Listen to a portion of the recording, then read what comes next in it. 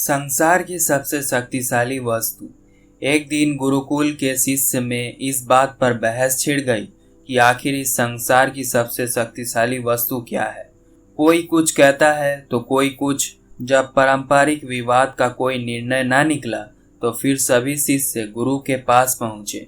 सबसे पहले गुरुजी ने उन सभी शिष्यों की बातों को सुना और कुछ सोचने के बाद बोले, तुम सबकी बुद्धि खराब हो गई है।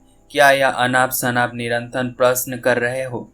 इतना कहकर वे वहां से चले गए। हमेशा शांत स्वभाव रहने वाले गुरुजी से किसी ने इस प्रतिक्रिया की उम्मीद नहीं की थी।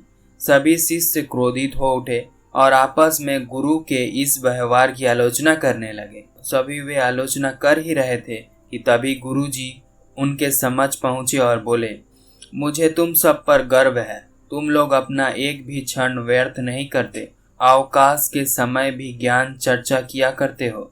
गुरुजी से प्रशंसा के बोल सुनकर शिष्य बहुत खुश हो गए। उनका स्वाभिमान जागृत हो गया और सभी के चेहरे खिल उठे। गुरुजी ने फिर अपने उन सभी शिष्य को समझाते हुए कहा, मेरे प्यारे शिष्य, आज जरूर आप लोगों को मेरा व्यवहार कुछ विचित्र लगा होगा। दरअसल मैंने ऐसा जानबूझ करके किया, प्रश्न का उत्तर देने के लिए किया था। देखिए, जब मैंने आपके प्रश्न के बदले में आपको भला बुरा कहा तो आप सभी क्रोधित हो उठे और मेरी आलोचना करने लगे, लेकिन जब मैंने आपकी प्रशंसा की तो आप सब प्रसन्न हो उठे।